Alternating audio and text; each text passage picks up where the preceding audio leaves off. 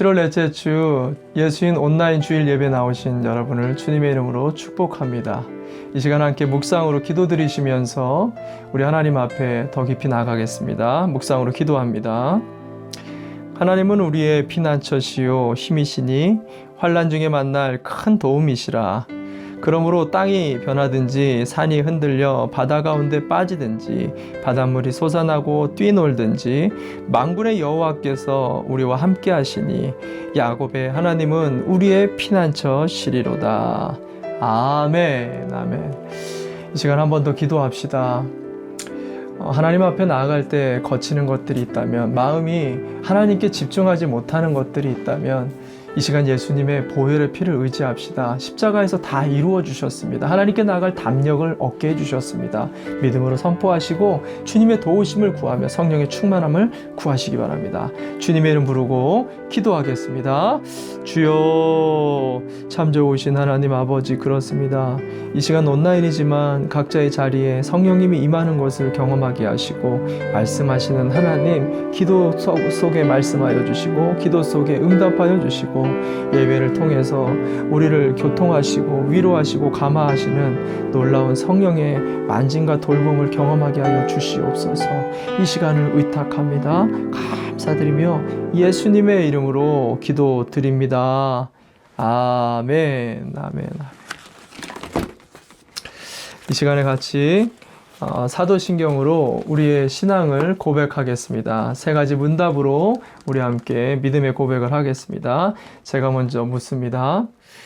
우리는 무엇을 믿습니까? 나는 전능하신 아버지 하나님, 천지의 창조주를 믿습니다. 우리는 무엇을 믿습니까? 나는 그의 유일하신 아들 우리 주 예수 그리스도를 믿습니다. 그는 성령으로 잉태되어 동정녀 마리아에게서 나시고 본디오 빌라도에게 고난을 받아 십자가에 못 박혀 죽으시고 장사된 지 사흘 만에 죽은 자 가운데서 다시 살아나셨으며 하늘에 오르시어 전능하신 아버지 하나님 우편에 앉아 계시다가 거기로부터 살아있는 자와 죽은 자를 심판하러 오십니다. 우리는 무엇을 믿습니까? 나는 성령을 믿으며 거룩한 공교회와 성도의 교제와 죄를 용서받는 것과 몸의 부활과 영생을 믿습니다. 아멘, 아멘, 아멘. 이 시간에 봉헌 찬양 드리시면서 우리의 예물과 우리 몸을 하나님 앞에 예배와 함께 올려드리면 좋겠습니다. 이 시간 우리 모인 이곳에 같이 찬양합시다. 우리 모인 이곳에 주님 함께 계시네. 누리네 아버지 은혜. 적은 떡과 물고기 내 모든 걸 드릴 때 모두 고백해 여호와 이래. 주가 일하시네. 주가 일하시네. 주께 아끼지 않는 자에게 주가 일하시네. 주가 일하시네. 신뢰하며 걷는 자에게 주가 일하시네. 주가 일하시네. 주가 일하시네. 주께 아끼지 않는 자에게 주가 일하시네. 주가 일하시네. 신뢰하며 걷는 자에게.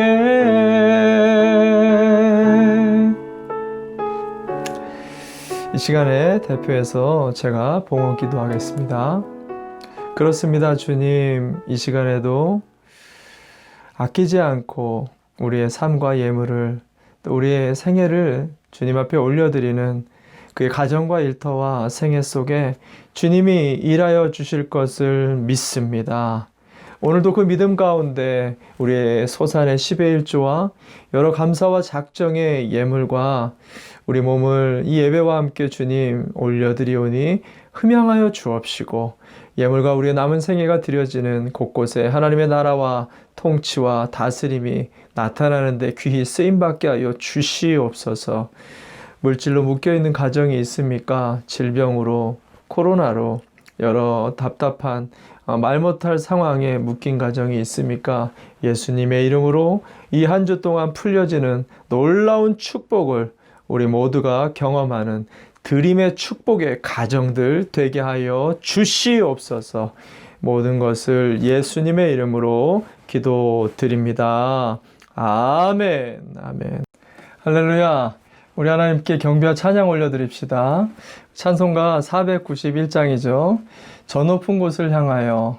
오늘 이 예배를 통해서 주님을 좀 더 깊이 바라보는 예배, 주님의 음성을 듣는 예배가 되기를 원합니다. 같이 고백합시다. 저 높은 곳을 향해. 저 높은 곳을 향하여 날마다 나아갑니다. 내 뜻과 정성 모아서 날마다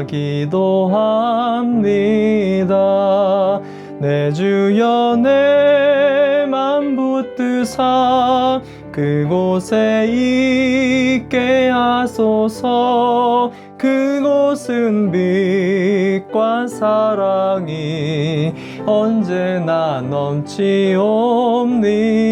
험하고 높은 이 길을 쌓으며 나아갑니다.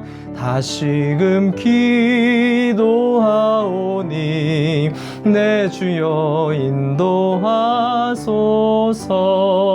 내 주여 내 맘 붙드사 그곳에 있게 하소서. 그곳은 빛과 사랑이 언제나 넘치옵니다. 이 시간에 함께 기도하기를 원합니다. 하나님, 오늘도 주님 바라봅니다. 주님 안에 있는 놀라운 은혜와 그 값진 주님의 말씀을 또 오늘도 영적인 위로함과 세움을 받아 주님이 맡겨준 삶을 향하여 담대히 나가도록 이 시간 우리 가운데 임재해 달라고 성령의 충만함을 좀 구합시다. 주의 이름 부르고 기도하겠습니다. 주여, 참 좋으신 하나님 아버지, 그렇습니다. 여러 가지 상황들 속에 주님 앞에 오늘도 엎드립니다. 주님, 우리의 기도를 받으시고 예배를 받으시고 하나님의 임재와 도우심 가운데 역사를 경험하는 이 예배의 자리가 되게 병든 자들이 낫게 하여 주옵소서. 억눌린 자들이 자유케 되어지게 하여 주시옵소서. 귀신들이 떠나가게 하여 주시옵소서. 살아계신 하나님의 말씀의 능력으로 복음이 더 흥황해지는 시간 되어지도록 주님, 이 시간 우리와 함께 하여 주시고 이 예배 홀로 영광 받아 주시옵소서. 모든 영광을 우리 주 예수님의 이름으로 기도드립니다. 아멘. 아멘. 아멘. 오늘 우리에게 주시는 하나님 말씀 보겠습니다. 말씀은 열왕기상 18장 41절에서 45절까지의 말씀을 보겠습니다.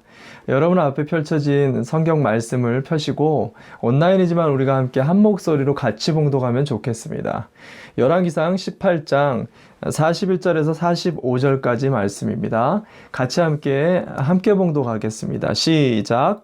엘리야가 아합에게 말하였다. 빗소리가 크게 들리니 이제는 올라가셔서 음식을 드십시오. 아합이 올라가서 음식을 먹었다. 엘리야는 갈멜산 꼭대기로 올라가서 땅을 바라보며 몸을 굽히고 그의 얼굴을 무릎 사이에 넣었다.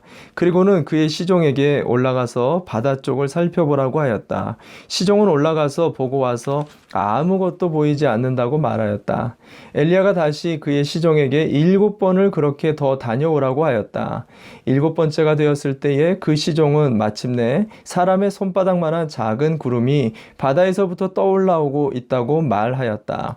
그러자 엘리야는 아합에게 사람을 보내어서 비가 와서 길이 막히기 전에 어서 병거를 갖추고 내려가라는 말을 전하라고 하였다. 그러는 동안에 이미 하늘은 짙은 구름으로 캄캄해지고 바람이 일더니 곧 큰 비가 퍼붓기 시작하였다. 아합은 곧 병거를 타고 이스라엘로 내려갔다. 아멘, 아멘. 할렐루야, 아멘. 오늘은 소망 시리즈 5번째 시간입니다. 열왕기상 18장 41절에서 45절까지 말씀을 가지고 막장 속에서 라는 제목을 갖고 하나님의 말씀 함께 나누길 원합니다. 요즘 막장 드라마, 이 막장 인생이라는 말이 많이 쓰입니다. 여기서 이 막장이라는 이 말의 의미가 정말 무엇일까요? 사전을 보니까 막혀서 더 이상 나갈 길이 없는 상황이라고 표현을 했습니다. 근데 사실 정확히 보자면요, 단순한 이 막장은요, 단순한 막다른 길목 이 정도를 얘기하는 게 아닙니다. 원래 이 막장이라는 단어는 이 탄광에서 쓰는 용어로서 이 출입구로부터 끝까지 들어가서 그 들어간 길 외에는 나올 수가 없는, 사방으로 꽉 막혀 있는 지륵같이 어두워서 가장 위험한 그 곳, 그 끝자락을 막장이다라고 이야기를 했습니다.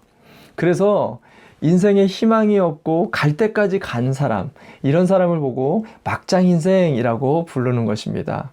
오늘 본문을 보면은요, 막다른 막장에 처한 그 이스라엘의 상황이 등장하고 있습니다. 무려 3년 6개월이나 비가 안 왔다라고 합니다. 편하게 수돗물을 마시는 우리에게 이게 뭐 그리 대수로운 일인가 라고 생각할 수 있습니다. 그러나 당시 이 이스라엘이 거했던 이 예루살렘 지역에는 땅에서 올라오는 물이 전혀 없는 곳이었습니다. 오직 유일하게 하늘로부터 내리는 이 비 하나만으로 모든 온 산천초목과 사람과 가축이 살 수 있는 그런 상황이었던 것입니다. 근데 1년도 아닙니다. 2년도, 3년도, 3년 6개월 동안이나 이 비가 내리지 않았다라는 것은 말 그대로 하늘문이 꽉 닫혀 있는 그런 막장과 같은 상황이었다라는 것을 성경이 우리에게 말해주고 있다라는 것이죠. 마치 요즘 코로나로 인해서 우리의 가정, 또 우리의 일터, 우리의 모든 것들이 꽉 잠겨가지고 앞이 캄캄한 그런 궁지에 몰려있는 우리의 상황과 같다라는 생각을 좀 하게 됩니다. 이럴 때 우리는 과연 무엇을 할 수 있을까요? 오늘 엘리야를 통해서 오늘 하나님의 음성을 듣고 우리가 무엇을 해야 할지를 좀 더 결단할 수 있는 그런 예배가 됐으면 좋겠습니다. 첫째로 막장 속에서 엘리야는 믿음의 선포를 시작했다라고 이야기를 하고 있습니다. 정말 중요한 시작이죠.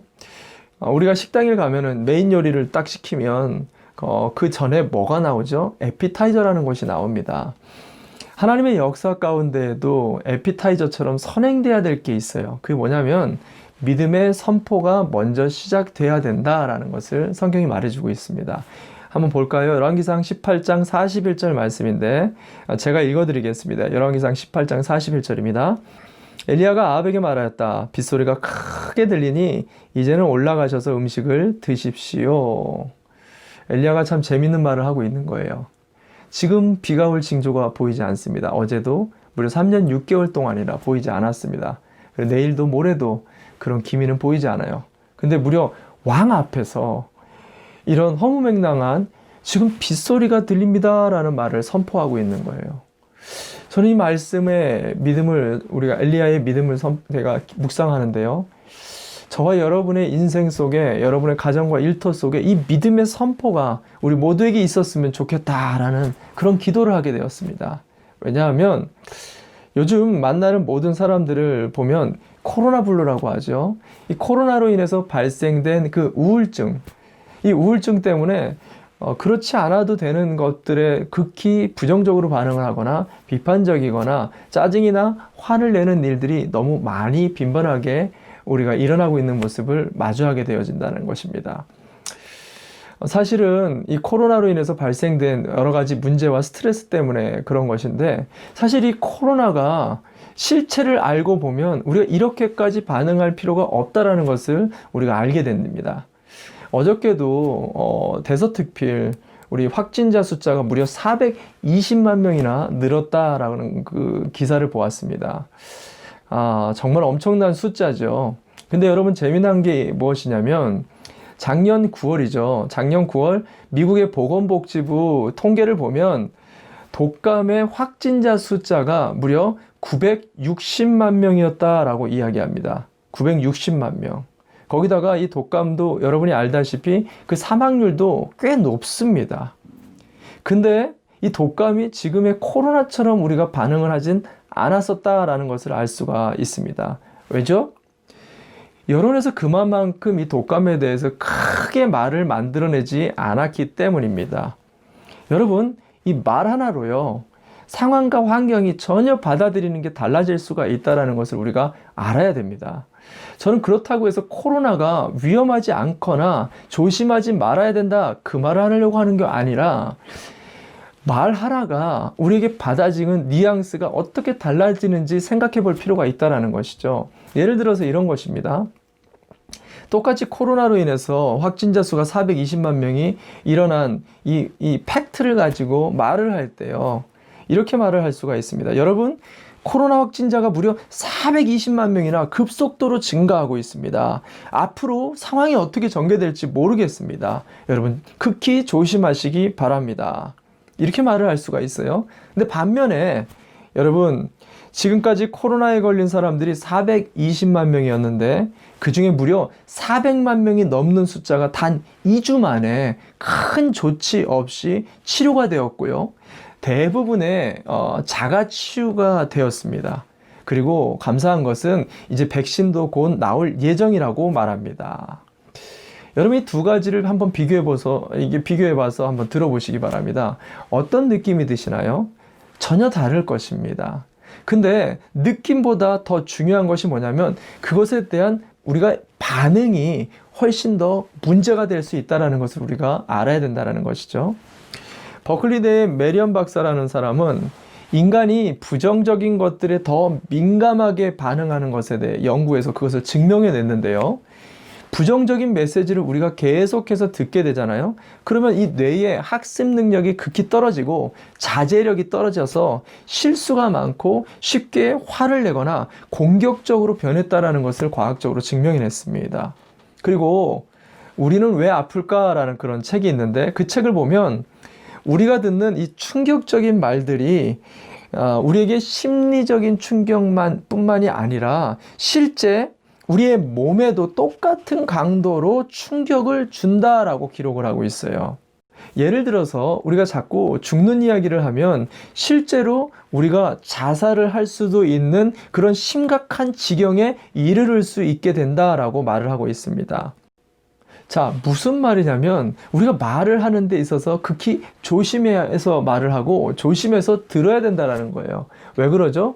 말에는 권세가 있다 그랬어요. 인간이 말로 인해서 말씀으로 지음받은 존재이기 때문에 이 말 때문에 우리가 살아날 수도 있고 우리가 죽을 수도 있다는 거예요. 그래서 조엘 오스틴은 이런 말을 했습니다.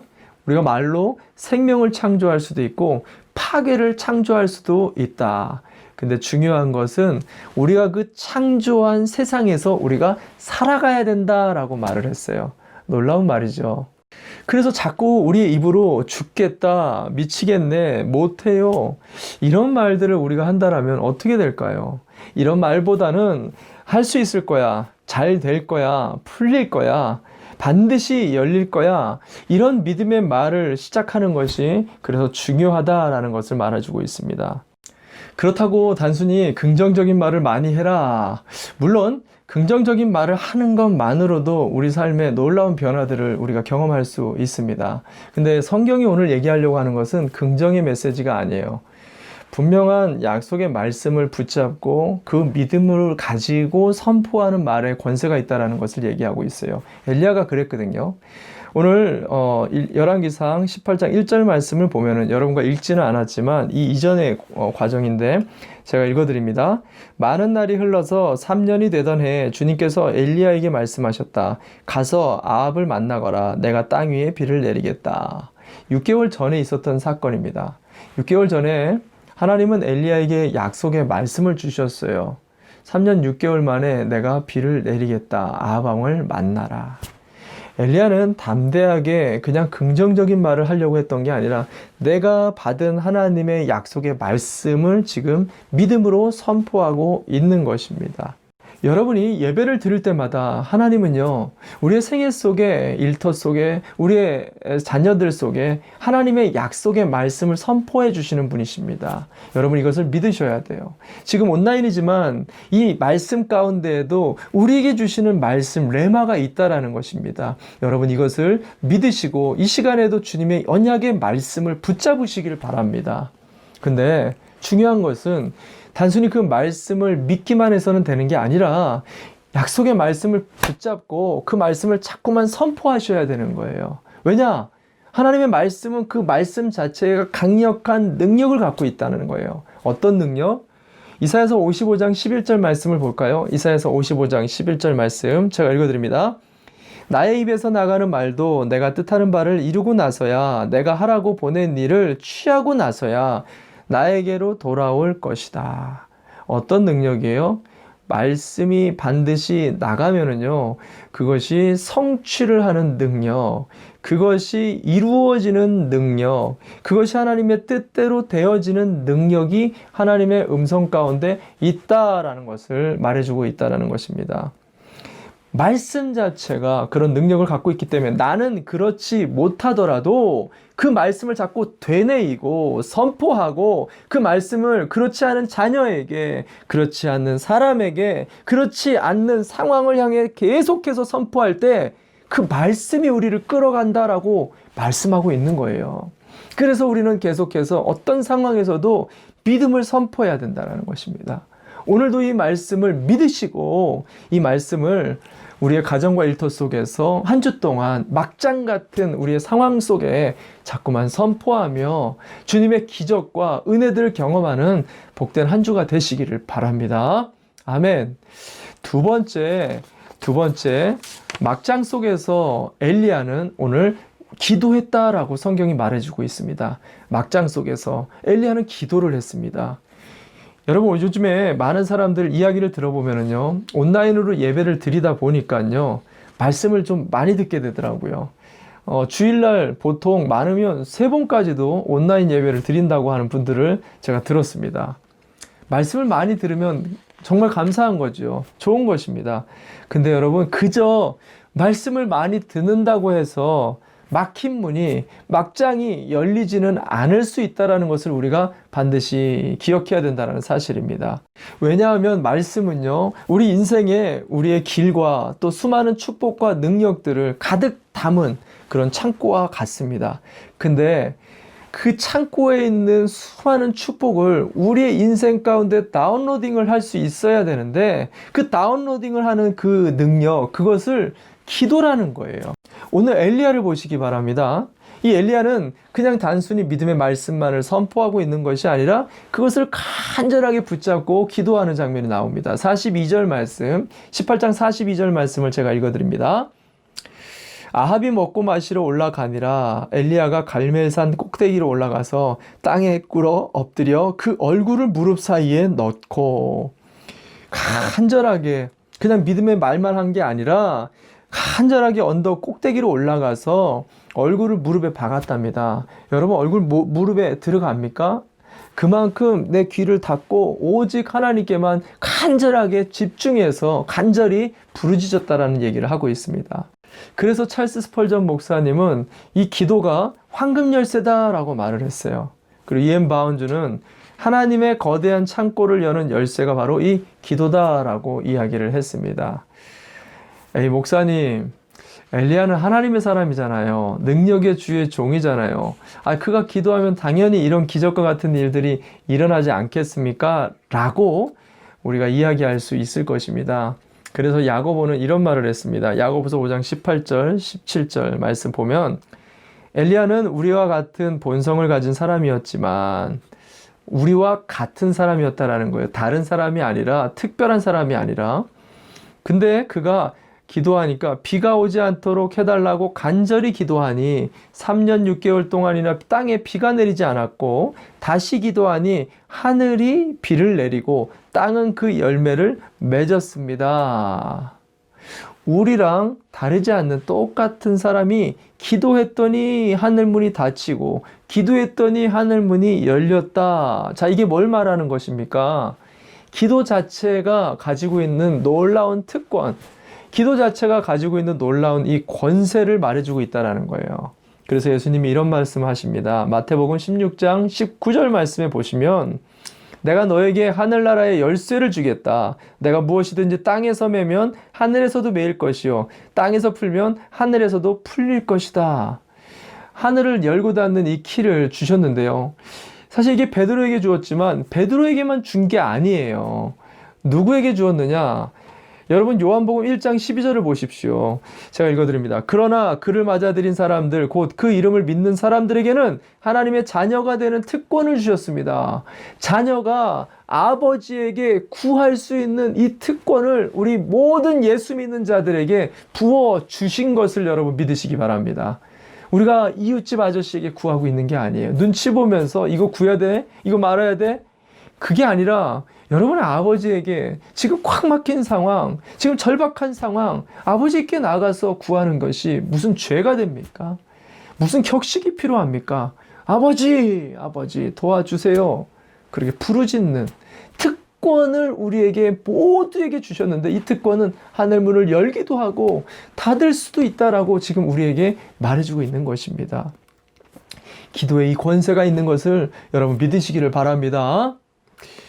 근데 이런 분이 있어요. 목사님, 왜 하나님께서 그렇게 약속의 말씀까지 주셔서 약속을, 언약을 해주셨는데 굳이 또 기도를 할 필요가 있습니까? 믿음 없는 행동 아닙니까? 라고 우리가 이야기할 수 있겠죠. 정말 중요한 내용입니다. 그리고 여러분이 꼭 알아야 될 내용이에요. 잘 들으시기 바랍니다. 제가 예를 들어서 설명해 보겠습니다. 아는 분이 저에게 통장에 100만 불을 넣어주겠다라고 말씀을 하셨습니다. 예입니다. 진짜가 아닙니다. 착각하지 마시기 바랍니다. 누가 100만 불을 저에게 주시기로 했어요. 그 말만 들어도 너무나 기대가 되고 힘이 나지 않겠습니까? 근데 통장을 하고 보니까 진짜로 100만 불이 들어왔어요, 저에게. 밥 안 먹어도 배부르지 않겠어요? 아무리 인생에 어려운 일이 닥쳐도 그 통장만 보면 힘이 나고 격려가 되고 막 샘솟는 그런 용기가 생기지 않겠습니까? 근데 실제 어려운 문제가 닥친 것입니다. 큰 문제가 생겨서 이제 이 돈을 꺼내서 써야 됩니다. 그럼 이 돈을 찾아서 쓰게 될 때 그 돈을 찾아오는 그 패스워드, 그것을 우리 삶 가운데 다운로딩하는 이 패스워드와 같은 키가 되는 것이 바로 이 기도라라고 이야기를 하는 것입니다. 그래서 말씀과 이 기도는요, 항상 쌍두마차예요. 같이 가야 된다는 것입니다. 밸런스가 맞아야 돼요. 어떤 사람은 기도만 열심히 하는 사람이 있어요. 말씀을 잘 보지 않는 사람들이 있습니다. 이런 사람도 당연히 문제가 생길 수가 있습니다. 반대로 말씀은 열심히 듣고 말씀은 열심히 보는데 기도를 거의 하지 않는 사람들이 있습니다. 이것 또한도 문제가 될 수 있습니다. 말씀을 보았다라면 그 말씀을 붙잡고 성육신이 되어져 다운로딩해서 내 능력이 되어질 때까지 붙들고 기도하는 기도 시간이 반드시 필요하다는 것입니다. 성경에는 이런 부분에 대해 말씀과 기도가 같이 가야 되는 것들에 대해 많이 표현하고 있는데 그 중에 하나가 이 느헤미야서 1장 9절 말씀이죠. 느헤미야서 1장 9절 제가 읽어드립니다. 우리가 주님께로 돌아와서 주님의 계명을 지키고 실천하면 쫓겨난 우리가 하늘 끝에 가 있을지라도 주님께서 거기에서 우리를 한데 모아서 주님의 이름을 부르려고 택한 곳으로 돌아가게 하겠다고 하신 그 말씀을 이제 기억해 주십시오. 여러분, 이것은 느헤미야의 기도문이죠. 70년 전에 하나님이 주셨던 약속의 말씀을 믿고 이제 그가 그것을 믿음으로 선포하며 간절하게 부르짖고 기도하고 있어요. 이제 기억하여 달라고. 그랬더니 어떤 일이 벌어져요? 다운로딩. 느헤미야를 통해서 성벽이 재건되어지는 하나님의 역사가 시작되고 있다는 것입니다. 출애굽기 2장 23절과 24절에도 동일하게 역사가 나옵니다. 세월이 많이 흘러서 이집트의 왕이 죽었다. 이스라엘 자손이 고된 일 때문에 탄식하며 부르짖으니 고된 일 때문에 부르짖는 소리가 하나님께 이르렀다.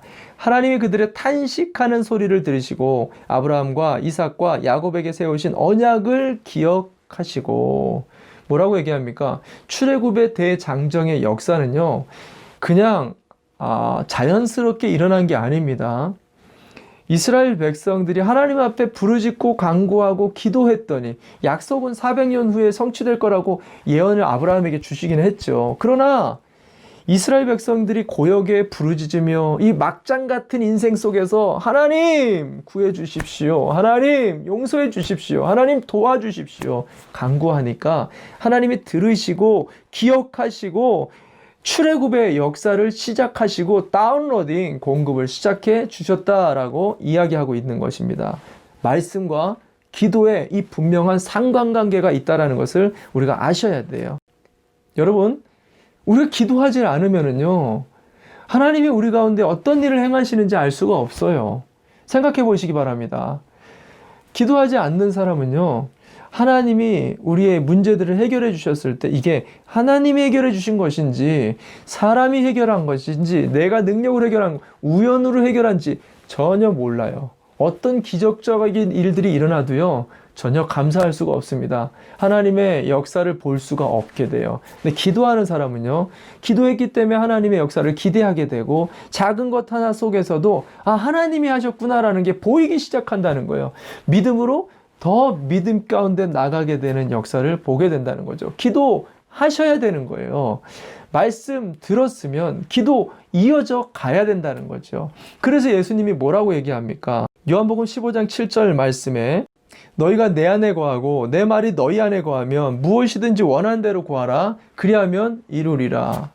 하나님의 말씀이 우리 가운데 들어왔으면 그게 믿어졌다라면 뭐예요? 이제부터는 그 다음부터는 뭐예요?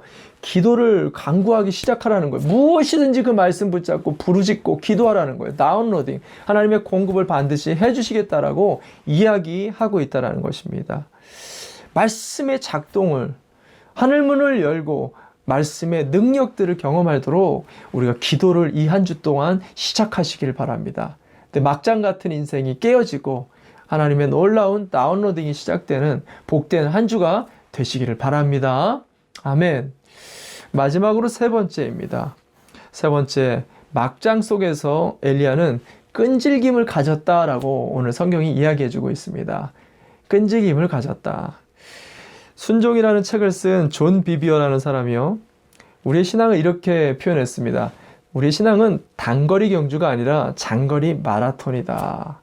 그래서 순간적으로 폭발적인 힘을 내는 것도 중요하겠지만 사실은 장거리 마라톤을 달릴 수 있는 끈질김이 우리 가운데 필요하다. 그것이 신앙의 믿음의 경주를 완주할 수 있는 진짜 힘이다라는 표현을 했습니다.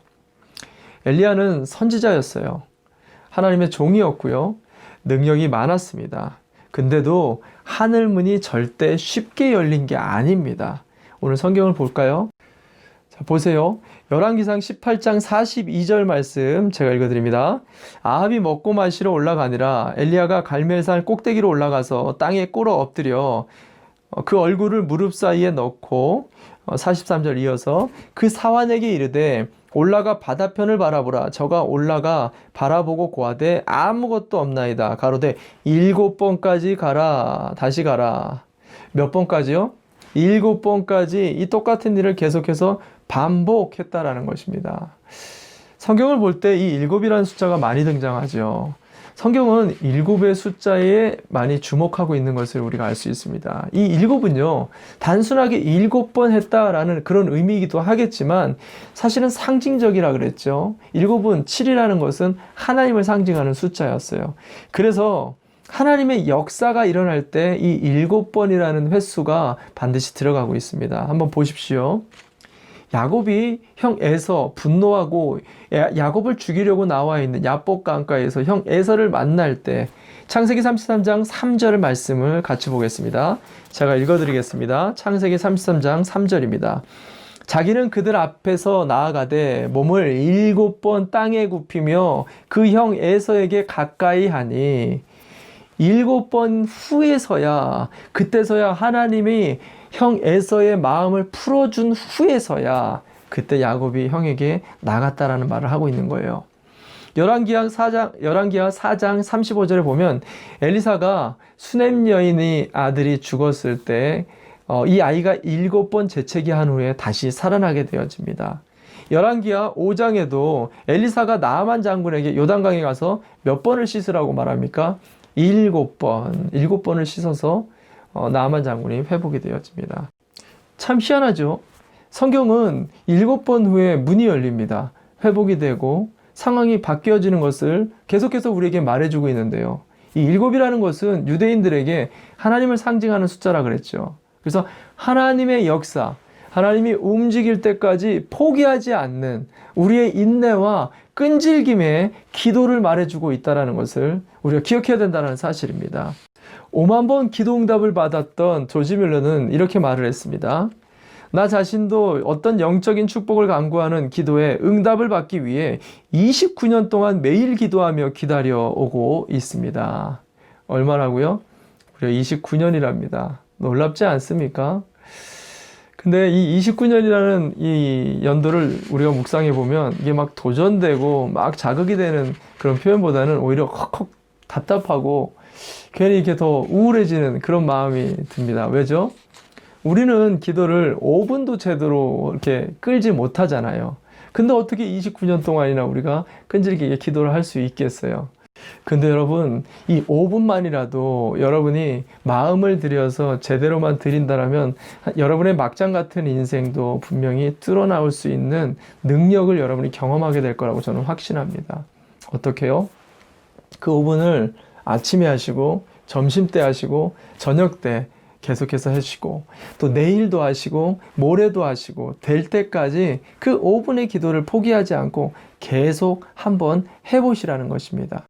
반드시 하나님의 역사가 여러분의 인생 가운데 펼쳐질 것입니다. 저는 그것을 믿습니다. 왜냐하면 하나님은 우리의 끈질김을 통해서 역사하시는 분이시기 때문입니다.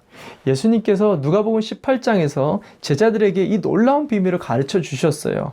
누가복음 18장 6절과 7절 말씀 한번 읽어드리겠습니다. 누가복음 18장 6절과 7절입니다. 제가 읽어드립니다. 주님께서 말씀하셨다. 너희는 이 불의한 재판관이 하는 말을 귀담아 들어라. 하나님께서 자기에게 밤낮으로 부르짖는 택하신 백성의 권리를 찾아주시지 않으시고 모른 채 오래 그들을 내버려 두시겠느냐. 여러분, 불의한 재판관이랍니다. 하나님도 두려워하지 않았던 사람이에요. 근데 그가 아무것도 가지지 않는 불쌍한 비참한 이 우는 과부의 끈질긴 그 기도 가운데에도 응답을 했다라고 이야기합니다. 하물며 너희의 아버지랴, 너희 아버지가 너희의 문을 열어주지 않겠냐는 거예요. 너희의 일터와 너희의 인생을 책임져 주시지 않겠냐라고 말씀하고 있는 것입니다. 여러분 절대로 포기하지 마시기 바랍니다.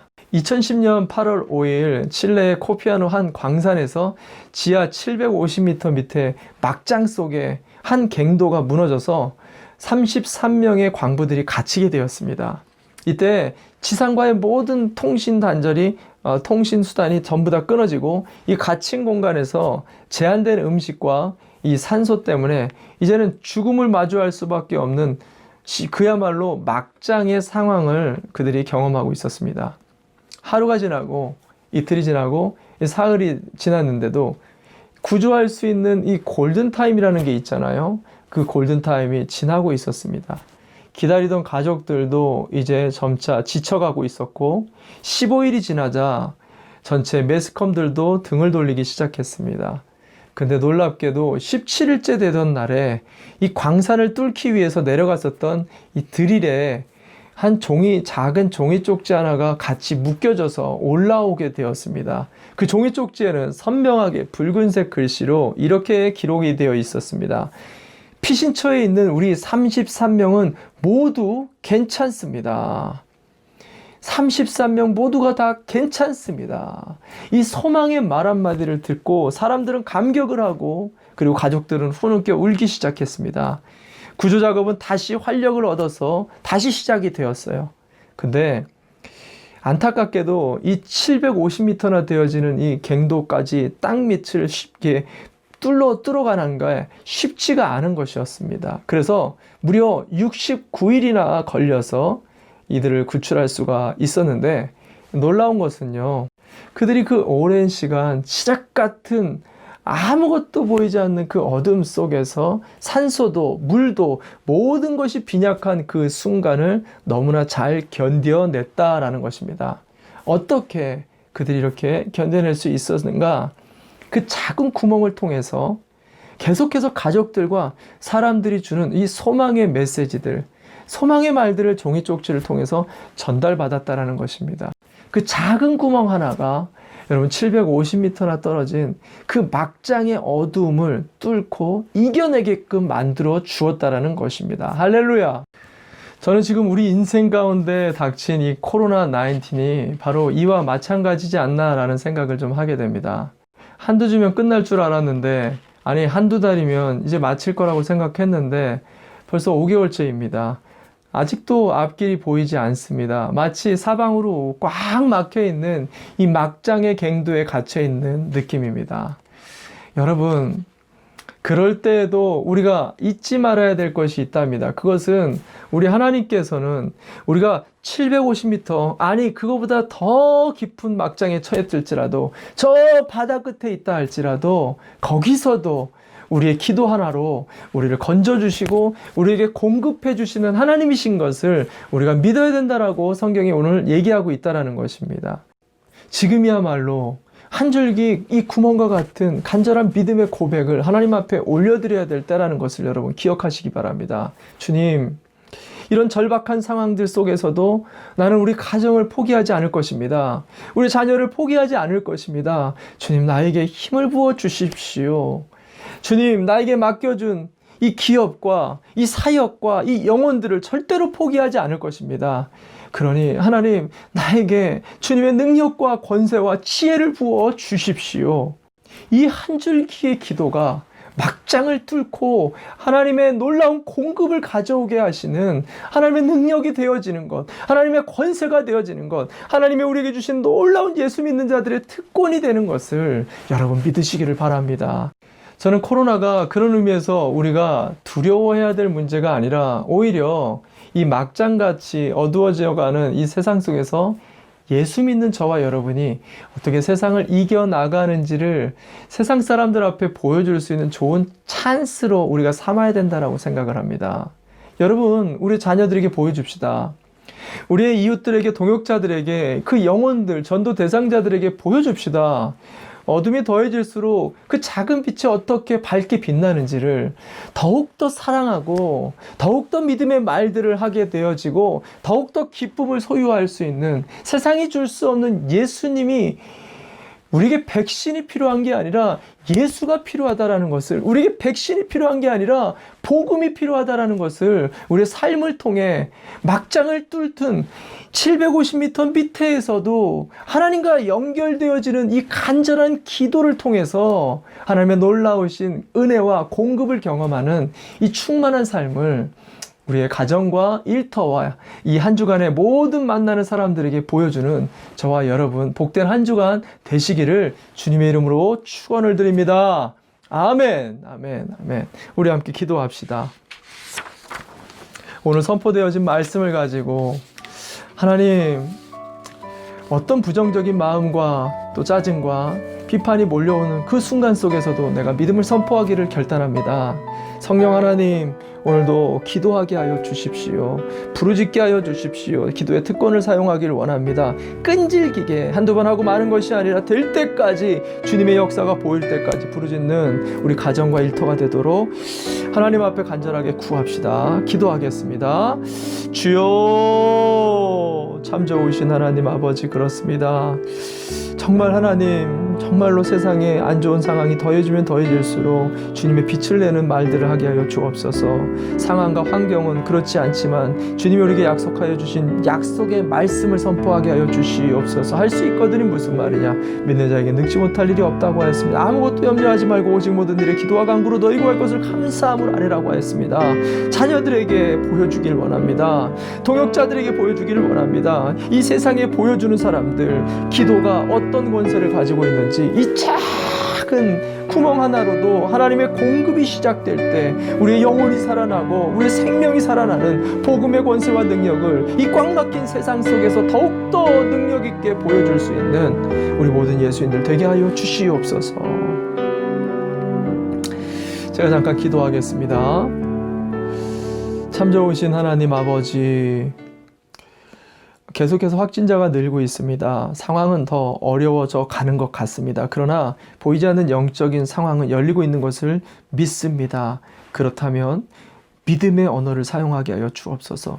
약속의 말씀을 붙잡고 자녀들에게 선포해주고 우리 이웃들에게, 우리에게 맡겨진 VIP들에게 이 믿음의 말들을 사용하고, 세상은 어둠의 말과 어둠의 상황과 또 어둠의 사람들이 가득하지만 그 가운데 빛을 발하는 사람들 되어지도록 기도하게 하여 주시고, 끈질기게 포기하지 않는 한 줄기의 구멍을 가정에 내게 하여 주십시오. 일터에 내게 하여 주십시오. 만나는 모든 사람들과의 그 관계 속에 이 작은 구멍을 통해서 하나님의 놀라운 공급을 경험하는 복된 한 주가 되게 하여 주시옵소서. 지금은 교회의 머리가 되어주시는 예수 그리스도의 은혜와 아버지 하나님의 만극하신 사랑하심과 보혜사 성령님의 위로 교통하심이 오늘 말씀을 듣고 하나님의 믿음의 말씀을 선포를 하기 시작하기를 결단하는 우리 예수인들 머리머리 위에와 병상에서 간절하게 끈질기게 주님의 은혜를 구하고 있는 우리 허운 집사님, 또 그 외에 우리 환우들 주께서 붙들어 주시기를 간절히 기도하고, 그들의 머리머리 위에와 또 5대양 6대주에서 복음을 증거하고 귀한 영혼들을 우리 교회와 함께 예스 미션을 통해서 함께 나누는 우리 선교사님들 머리머리 위에 지금부터 영원토록 함께 있을지어다. 아멘, 아멘, 아멘.